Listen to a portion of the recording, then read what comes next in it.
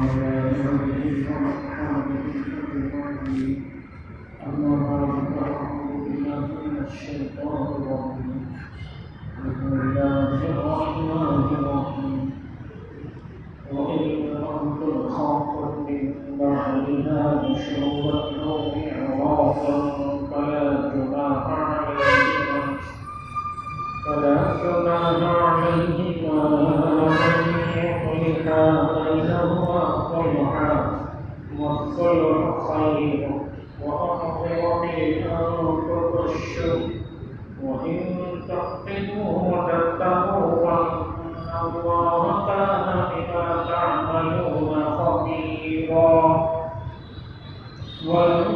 تستقيموا أن تعدلوا بين النساء ولو حرصتم فلا تميلوا كل الميل فتذروها كالمعلقة وإن تصلحوا وتتقوا فإن الله كان غفورا رحيما وإن يتفرقا يغني الله كلا من سعته وكان الله واسعا حكيما صدق الله العظيم. اللهم صل على سيدنا محمد وعلى آل سيدنا محمد وبارك وسلم. اللهم صل على سيدنا محمد وعلى آل سيدنا محمد وبارك وسلم. اللهم صل على سيدنا محمد وعلى آل سيدنا محمد وبارك وسلم. بزرگان محترم، قرآن الشام میں اللہ تعالیٰ کا فرمان میاں بیوی کے حقوق کے متعلق، اگر عورت اپنے شوہر سے ڈرتی ہے کہ وہ اس کے ساتھ کوئی انصافی کرے گا تو پھر دونوں میں صلح کر لینا چاہیے. پچھلی آیات میں اللہ تعالیٰ نے یتیموں کے ساتھ عورتوں کے ساتھ سلوک کا حکم دیا، اسی میں عورتوں کے ساتھ نرمی کا اور دیگر حقوق کا تذکرہ ہوا. آج کی اس آیت میں اللہ تعالیٰ میاں بیوی کے آپسی حقوق کے متعلق میں احکامات دے رہے ہیں. پہلی بات تو یہ ہے، میاں بیوی جب تک آپس میں نکاح کے تعلق کو باقی رکھ سکتے ہیں باقی رکھیں. ہر ممکنہ صورت میں نکاح باقی رکھنا یہی افضل ہے. مجبوری کی صورت میں طلاق کی بھی گنجائش ہے. اور اللہ تعالیٰ نے بڑے اچھے انداز سے سب سے پہلا جو حکم سنایا ہے، آپسی اتفاقیاں ہو جائیں تو ان کا تذکرہ آپس میں لڑائی ہو گئی تو کوئی ضروری نہیں کہ لڑیں، ان کا ان سے اختلاف ہے تو دونوں مل کر صلح کی بھی کوشش کر سکتے ہیں. آدمی کو غصہ آئے گا تو غصہ اتاریں تو ہی آدمی کے دل کو، آدمی کے نفس کو چین آتا ہے. ایسا سمجھتے ہیں، ایسا نہیں ہے. اس کے مثال آگ اور پانی سے ہم سمجھ سکتے ہیں. آگ سلگ گئی تو ہم پانی سے اس کو بجا سکتے ہیں. ہمارا نفس پانی ڈالنے کی طرف نہیں جاتا، ہمارا نفس یہ چاہتا ہے اس میں مجھے چھیڑا ہے، اس میں مجھے غصہ دلایا ہے تو اس سے زیادہ غصہ اپنے دلاؤ. بزرگان محترم، اللہ فرماتے ہیں کہ آگ ڈالنے سے نہیں بجھتی. آگ میں آگ ڈالو گے تو اور بڑا سکتے. آگ کو بجھانا چاہتے ہیں تو پانی ڈالو. آپس میں اتفاقی ہو گئی، آپس میں کسی چیز کی میں تو جنگل ہو گئی تو پہلی کوشش یہ نہیں کہ ہر ایک دوسرے کو مارنے کی یا گرانے کی یا کچھ اور فکر کرتے ہیں، لیکن پہلی فکر آپس میں صلح کی. اور آپس میں صلح کرنا ممکن ہو کر لیں. سب سے پہلے صلح کی کوشش مرد ہی کو کرنا چاہیے. مردانی کی بات غصہ اتارنے میں نہیں، غصہ پینے میں. رسول اللہ صلی اللہ علیہ وسلم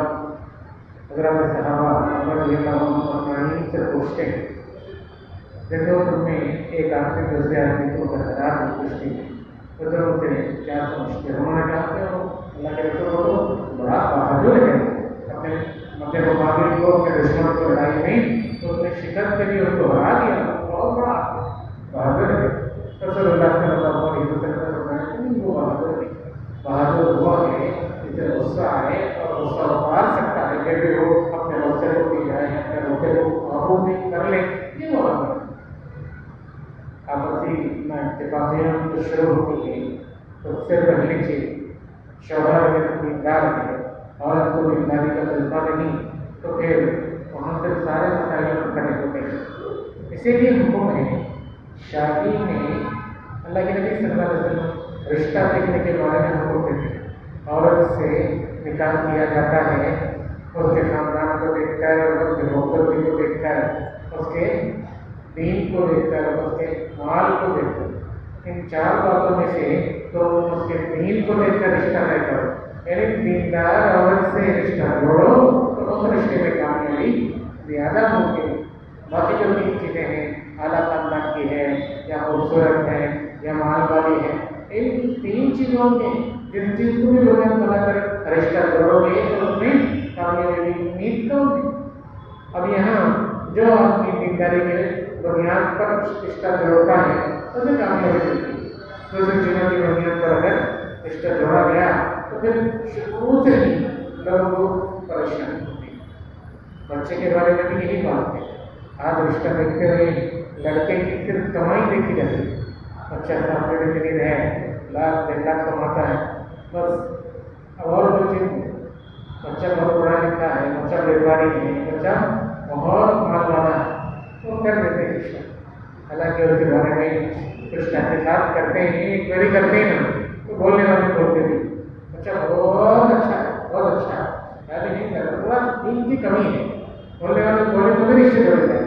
اب جب دین کی کمی کی بنیاد کو مان کر کے رشتہ جوڑ لیں گے تو پھر وہاں انصاف کہاں ملے گا؟ انصاف دین میں وہاں اچھائی کہاں ممکن ہو؟ اچھائی تو نہیں ممکن۔ جب دین کی کمی کو سہنے تیار ہو گئے، ہر ایک ظلم کو سہنے بھی تیار ہو جانا چاہیے۔ اسی لیے حکم ہے رشتہ جوڑتے وقت دینداری کی بنیاد پر رشتہ جوڑو۔ پھر اللہ کے نبی صلی اللہ علیہ وسلم نے بڑے اچھے انداز سے تربیت کی اپنی امت کے لیے، حضرت صحابہ رضی اللہ عنہ عورتوں کے ساتھ ہمیشہ اچھا سلوک کرنے کی اللہ کے نبی صلی اللہ علیہ وسلم دنیا کے بدن فرمانے کے وقت میں ایک تو عورتوں کے حقوق، غلاموں کے اور اپنے مالکوں کے حقوق پر بہت زیادہ توجہ دلائی کی، تو دوسری نماز کے بارے میں آپ نے بہت توجہ دلائی ہے اپنے حقوق۔ بزرگان محترم، عورتوں کی خاص طور پر کچھ حقوق ہیں، ان میں پہلا حق یہ ہے کہ ان کے ساتھ اچھا سلوک کریں، وعاشروہن بالمعروف، ان کے ساتھ رواج کے مطابق اچھا سلوک کریں، گھر میں آنے باہر ایک سے ملتے بڑے اچھے انداز سے اس نے سلوک کے ساتھ ہنسمکھ چہرے سے، کوئی سلام کی محلے کا ساتھی، مسجد کا ساتھی سلام کرتے ہی چہرے کو کھول کے نظر پائے اچھے کیا بولتے ہیں، اور نہ کسی بات کریں، گھر میں آنے کے بتاؤ آتے ہوئے پیروں سے زمین کو ہومتے ہیں اور زلزلہ پیدا کرتے ہوئے آرے میں تو حاصل معلوم ہو جاتا۔ شیر شیر آ رہا، شیر کیا ہے؟ جانور ہے شیر۔ شیر نا منہ کی صفائی کرتا ہے، نہ کسی اور چیز میں۔ شیر کو اپنے اندر لا کے اپنے اندر کا ہوا گھر کے اندر کے ماحول کو ایک دم دبوچے رکھتے ہوئے انسان شان پہنچتا ہے، جو کہ سراسر اسلامی تعلیمات کے خلاف ہے۔ اللہ کے رسول صلی اللہ علیہ وسلم نے تو فرمایا اچھا شوہر وہ ہے تم میں سے جو اپنے گھر والوں کے لیے سب سے اچھا ہے، نہیں سب سے زیادہ اپنے گھر والوں کے لیے اچھا۔ بیوی اگر شوہر کے اچھا ہونے کے سرٹیفکیٹ دیتی ہے تو یہی سرٹیفکیٹ ویلڈ ہے، کام آتی ہے آگے رکھنے۔ چاہے گڈ کنڈکٹ کے سرٹیفکیٹ اسکول سے لے لو، بااخلاق ہونے کے سرٹیفکیٹ مسجد سے لے لو، محلے سے لے لو، جماعت سے لے لو، ان کی سرٹیفکیٹ آخرت میں کام نہیں آتی، بیوی کے سرٹیفکیٹ کی کام آتی۔ رسول اللہ صلی اللہ علیہ وسلم نے اسے اپنے عمل کے طریقے سے بدلا دیا۔ اللہ کے نبی صلی اللہ علیہ وسلم کی شان کتنی بار ہم سے نہیں ہوئی، اللہ کی بات ساری دنیا میں بھی ساری آخرت میں بھی ان کی ذات سب سے بڑی ہوتے ہوئے کی ذات ہے کہ ہمیں باہر کا نوکری بیپار کیا کیا کام سے باہر گئے کچھ ٹینشن نہیں ہمارے سر پہ آئے چہرہ اپنی ایسا بنائے رکھتی جیسے وہ پورا ٹینشن ہوتا ہے اگر کچھ چھوڑ نہیں ہوگا کچھ توڑ نہیں ہوگا معلوم ہے چلیں بات کریں ایسا سب کرنا پسند نہیں تھا اللہ کے نبی صلی اللہ علیہ وسلم کو بھی اللہ کو پسند ایک مرتبہ کا واقعہ ہے میری عبادت ہمیں بھی آج دن کو آتے دکان کو جاتے یا بازار یا دفتر ہماری زندگی آج ایک دم پرسکون زندگی ہے امن والی زندگی ہے اور ہمیں کوئی ستاتا نہیں اللہ کے نبی صلی اللہ علیہ وسلم بات ہے کہ آپ کی کتنی اونچی شان تھی بڑے درجے والے تھے آپ کی زندگی کیسی گزرتی دعوت والی زندگی میں کافی ہمیشہ آپ کو ستاتے تھے اللہ کے نبی صلی اللہ علیہ وسلم فرماتے ہیں لقد اوتیت فی اللہ ما اوتی احد مثلی ولا اوتیت فی اللہ ما اوتی احد مثلی اللہ کے راستے میں مجھے کتنا ڈرایا گیا ساری مخلوق کے لیے اتنا نہیں ڈرایا گیا اللہ کے راستے میں مجھے اتنی تکلیفیں دی نہیں ساری مخلوق میں کسی کو اتنی تکلیفیں نہیں دی گئی آپ کے راستے میں کانٹے بچھائے جاتے تھے کوئی آپ کے اوپر کچا ڈالا تھا کوئی آپ کو تکلیف دینے کے لیے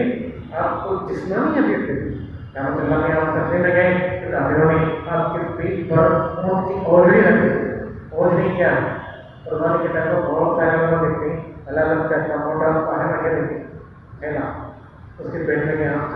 اس طرح کی چیز اتنی وزنی چیز کوئی دوسرا نکالے تو آپ کو ہو سکتا ہوگا نہیں ہو سکتا اللہ کے نبی صلی اللہ علیہ وسلم ویسے ہی رہے نہیں ہو سکتا حتیٰ کہ آپ کے پیٹ میں کارتا ہے اور اس کو لڑی کو نکال کے بعد میں لڑکے کون سکے نہیں کریں اتنی تکلیفیں ایک مرتبہ اللہ کے نبی صلی اللہ علیہ وسلم پریشان حالت میں گھر میں آئے اور معاشر سے اللہ سے پوچھا اللہ کے رسول کیا بات ہے آج آپ کے چہرے میں آنے والی نظر آ رہی ہے تو اس پریشان سے لگ رہے ہیں تو فوراً اللہ کے رسول باہر گئے اور پھر اپنا منہ ٹھیک کر کے اپنے چہرے پر مسکان سجا کے پھر کرا اگر تمہیں عائشہ تم نے آپ ہمیں ایک ایسی سنت یاد دلائی ہے تم نے آپ سے ایک ایسا حق یاد دلا ہے جو شوہر کے لیے فرض ہے میں بھول گیا تھا دوسرے خیال میں اسی لیے میں باہر گیا اور اپنا منہ ٹھیک کر کے آیا اپنے چہرے پر مسکان سجا کے ایک بار ایسا نظر آئے پوچھ لیے ہم عائشہ رضی اللہ عنہا تو سمجھ جاؤ زندگی بھر کیسے مسکراتے چہرے کے نقاب آئے ہیں اور کتنا اچھا فوکس لوگ آپ نے کیا یہی کچھ لوگ ہمیں بھی ہے ان لوگ دلی ویڈیو کھلی ایسا بننا آدمی ایسا نہیں ویڈیو دلی انکلو کھلی ایسا نہیں رہنا باہر آدمی اپنا پورا کرائے لوگوں سے لڑنے بھی کریں کہیں اپنا مان شان کروانا چاہتے ہیں گھر والوں کے لیے تو ہمیشہ ایک مسکراتا رہنا لے کر جائے دوستوں دنیا کا پہلا حق ہے ان کے ساتھ اس کا سلوک کرنا دوسرا حق ہے ان کے ساتھ اچھا بنوان کرنا کوئی عورت 100% خوبیوں والی نہیں ہوگی عورت کو نسلی سے ہوگی دعائیں تیری کھیتی سے پیدا کریں اللہ تعالیٰ فرماتے ہیں ان کو تم اچھی سلوک کرتا ہو یہ ایسا کرے نہیں ایسا نہیں ایسا وہ ٹیڑھی ہوگی ہڈی اسی ٹیڑھے ہونے کی حالت میں چلانے سے فائدہ اٹھاتا ہو اسے سیدھے کرنے میں لگے تو وہ ہڈی ٹوٹ جائے گی ٹھیک نہیں ہوگی اور دوسری بات اگر اس کے اندر کوئی ایک خرابی ہے 100 اچھائیاں ہوں گی مومن کے لیے یہ ضروری ہے ان اچھائیوں کو یاد کر لے اور اپنی طبیعت میں مومنہ عورت سے ہرگز نفرت نہ پیدا کرے حدیث میں یہاں تک آتا ہے مومن کسی دوسرے مسلمان کو مومن ہو یا غیر مسلمان کو کوئی گھور کر دیکھے اللہ تعالیٰ اور گھور کر دیکھنے میں بڑی وقت کر رہے ہیں ایسی بات ہے ہمیں کتنے بار دور کرتے ہیں ہاں اگر ہم گھورنے میں حق ہے تو کوئی حق مارا گیا ہے ان کی سب کچھ زیادتی ہوئی ہے تو وہ آدمی گھر بھی سکتا ہے اور ٹھیک سب سے پہلے تو ان کو بستر میں الگ کر کے رکھنے سے، گھر ہی میں رہے بستر میں کو الگ کر کے، ایسا نہیں برابر گھر میں جن دنوں میں لڑائی چلی بستر میں الگ کرنے کا حکم ہے، ان دنوں میں ہم کسی اور گروپ پہ چلے گئے یا دین کی جماعت میں چلے گئے یا پھر کسی اور جگہ، وہ عورتیں کیا سمجھے گی،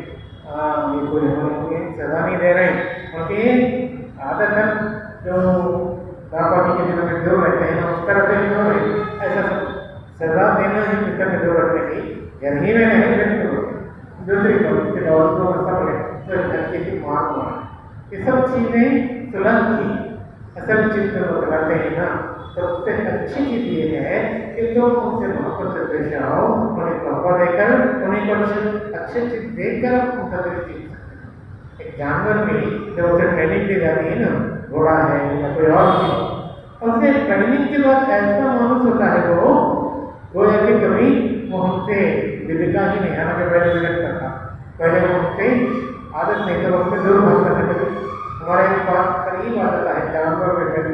انسان تو انسان ہے اور مومن تو مومن ہے، قریب پاک رہتا ہے، المؤمن مالک مومن مانوس ہوتا ہے، ولا خیر من لا یخلق ولا یغلق، جو دوسروں سے مانوس نہیں ہوتا یا دوسروں سے محبت نہیں کرتا اور اسے محبت نہیں کی جاتی، اگر مومن ایسا ہے تو اس کے اندر کوئی خیر نہیں۔ تو بات سمجھنے کی ہم اپنی بیویوں سے ان سے سلوک بھی کریں اور ان سے اظہار محبت بھی کریں، موقع موقع مسکرات کے طرح اجتماعات ہوتے ہیں، اللہ والوں کا آنا ہوتا ہے، وہاں پر ان کو لے جائیں، اظہار محبت اور اللہ والوں کی صحبت، یہ دو راستے ہیں بیویوں کی اصلاح ان راستوں سے ہوتی ہے، ان سے ہٹ کر آگے جو کوشش کرتا ہے تو پھر وہ ناکام نامراد ہو جاتا ہے۔ اللہ تعالیٰ نے دین اسلام کو ہمارے لیے نہایت پاکیزہ بنایا، اس کے اندر پاکیزہ اصول بنایا اور یہ بھی بتا دیا، دیکھو ایک حق کا چھوڑ دو، دونوں میں سے ہر ایک کو اللہ کے نبی صلی اللہ علیہ وسلم اگر سودا رضی اللہ عنہ سے نکاح کی بات ہے، جو موقع ہو گئی وہ شوہر کے حقوق ادا کرنے سے رہ گئی، اللہ کے رسول صلی اللہ علیہ وسلم نے ان کے آرام کے خاطر انہیں چھوڑ دینا چاہا نکاح کے اپنے تعلق سے، تو حضرت سودا رضی اللہ عنہ ان سے عرض کرتی ہیں، اے اللہ کے رسول، قیامت میں آپ کی بیویوں میں میرا بھی نام باقی رہے، اس لیے میں چاہتی ہوں آپ مجھے اپنی بیوی بنائے رکھیں، میری جو باری کا دن ہے وہ میں حضرت عائشہ رضی اللہ عنہ کو میری باری کا دن آپ وہاں بنا دیں۔ ساری بیویوں کے بعد اللہ کے رسول صلی اللہ علیہ وسلم ایک رات رکھتے تھے، حضرت عائشہ رضی اللہ عنہ کو دونوں باتیں ہیں، آپ صلی اللہ علیہ وسلم ان کی بات پر راضی ہو تو وہ اپنا ایک حق چھوڑ دیے اور اپنے شوہر کے تعلق کو بنائے رکھتے، اس میں ہمیں بھی حقوق ہے، اگر ہم اپنے بیویوں سے تعلق کو بنائے رکھتے ہیں، کوئی حق کوئی چیز چھوڑتے ہیں تو اللہ فرماتے ہیں وہ اپنے ساری چیزیں مال کی گڑبڑ سے آتی ہیں، ہر ایک آدمی تھوڑا سا حریص، تھوڑا سا لالچی ہوتا ہے، مال کے بارے میں کنجوس ہوتا ہے، شوہر کو ہر جگہ چھوڑنا چاہیے، عورت کو بھی اس کا جو بچہ ہے اس کا تھوڑا سا چھوڑنا چاہیے، دونوں اپنے اپنے طرف سے اپنے حق کی مشتمل کر کے آپس میں ملنے ملانے کی کوشش کر رہے ہیں، حالانکہ نہ تندرستی اچھی چیز ہے نہ ہی لالچ اچھا ہے۔ اللہ کے نبی رسول کے سامنے ایک آدمی کا تذکرہ ہوا، اللہ کے نبی وہ مومن بڑی شان والا بڑا متقی ہے، نماز پڑھتا ہے، روزے رکھتا ہے، لیکن مال کے تعلق سے اگر دیکھا جائے تو وہ کنجوس ہے، وہ آدمی مال کے بارے میں تھوڑا پوچھ نہیں ہے۔ رسول اللہ صلی اللہ علیہ وسلم نے فرمایا وخالت کنجوسی اس سے بولتا اور مومن والی کی ہوئی، وہ مومن کیا مومن ہے اس کے اندر وخالت کو کنجوسی، مومن کی طرف مومن کو تو ہوا کی طرح ہونا چاہیے، ایک کو اپنے سے خیر پہنچائے اپنا فائدہ اس کو مارنا ہے، ایسا ہونا چاہیے۔ آدمی اگر اپنا تھوڑا سا چھوڑ دے گا تو پھر اللہ کی جانب سے وہ خیر اور برکت آتا بہت دے گا، آتے رہتے ہیں۔ بزرگان محترم، ہمارے اندر بھی کوئی سسری صاحب ہیں اپنے داماد اور بیٹے کے درمیان یا اپنے بیٹے اور بہو کے درمیان کوئی لڑائی کے کسی کیفیت دیکھتے ہیں نا تو انہیں چاہیے کہ وہ دونوں کو اچھی باتیں پڑھیں، دونوں کا عورتوں میں کوئی طرح دیکھ چیز ہے۔ آپ کو پتہ ہے حضرت علی اور فاطمہ رضی اللہ عنہ نے ایک بار جہنم ہو گئی، حضرت فاطمہ رضی اللہ عنہ کے پاس آنے کی طرف فرمایا اگر کچھ گھڑی نمک نہیں حضرت فاطمہ رضی اللہ عنہ بڑے غصے میں ناراض کرتے انہوں نے بات پوری طریقے سے بتا رہا ہے گھڑی مت نہیں تھے لیکن میں سمجھ گئے کچھ اندر نہیں ہے میری غلط آپ آئے مسجد میں عشاء جگہ کی مسجد میں ان دنوں میں مسجد میں ایسا فرش نہیں ہوا کرتا تھا جیسا کنکرے میں راستے پر ہوتے ہیں چھوٹے چھوٹے کنکرے کی مٹی ہے ویسے ہی مسجد میں تینوں خلفاء بلکہ اللہ کے نبی صلی اللہ علیہ وسلم کے دور میں ابو بکر رضی اللہ عنہ کے دور میں عمر رضی اللہ عنہ کے دور میں تینوں کا دور ایسا ہے جو عثمان غنی رضی اللہ عنہ وہ پہلے آدمی ہیں جنہوں نے مسجدوں کو ڈیولپ کرنے کی طرف ساری امت کی طرف دیا انہوں نے کہا کہ مسجد میں فرش بنایا جائے مسجد میں ہر چیز عمدہ مرمت کی جائے انہوں نے ایک فیصلہ امت کے لیے سنایا تمہارے گھر اچھے ہیں تمہارے گھروں میں اچھے لوگ کا مسجد ایسی معمولی رہی مسجد کی عظمت تمہارے دلوں سے نکل جائے مسجد کی عظمت تمہارے گھر سے بڑی ہے کیونکہ اپنے گھر کی عظمت اپنے گھر کی محبت کو مسجد سے محبت ہونے نہیں ہونا تو اس وقت مسجد فرش کم تھا کنکریٹ کی پتھر کی زمین کی چلو تقریباً اللہ سو گئے ادھر مسئلے کی تھوڑے مٹی لگی اللہ کی آیا کہ ڈاکٹر کیا نہیں ہاں بچی کو ایسے بتایا گیا یہ کریں ایسا نہیں بولے آئے تو پہلے ہیں ان کی حالت پر ان کو پیارا نام دی جو طریقے ایک کو نیت ہے پیار وطن جو طریقے کی نیت ہے اور وہ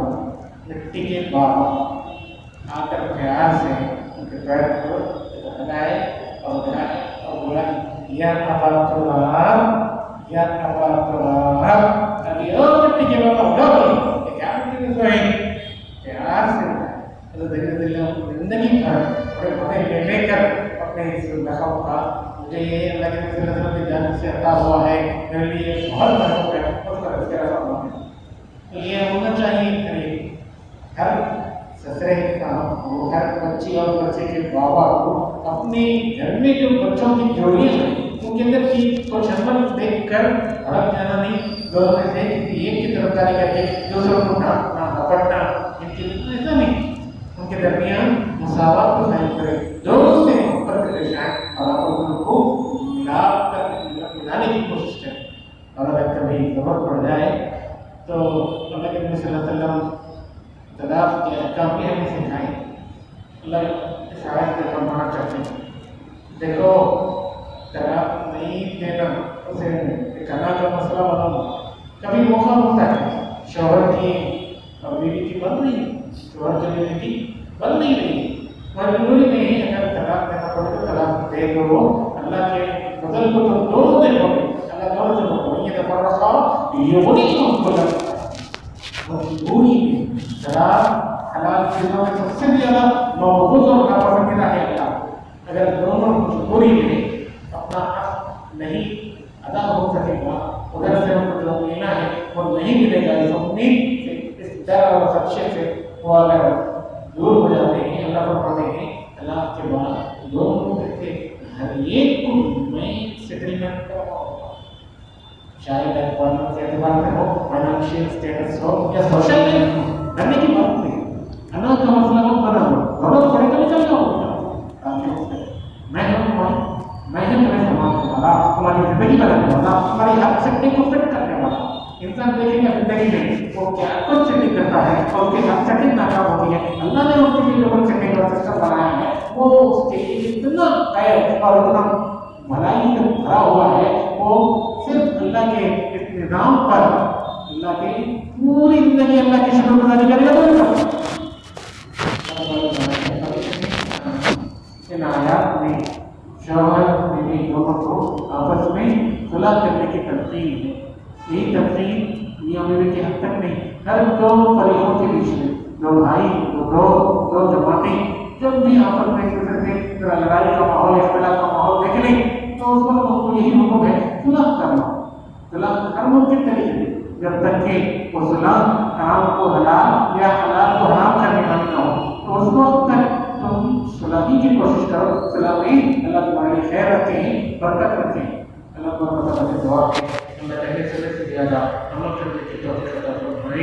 آمین یا رب العالمین۔ وآخر دعوانا الحمد للہ رب العالمین۔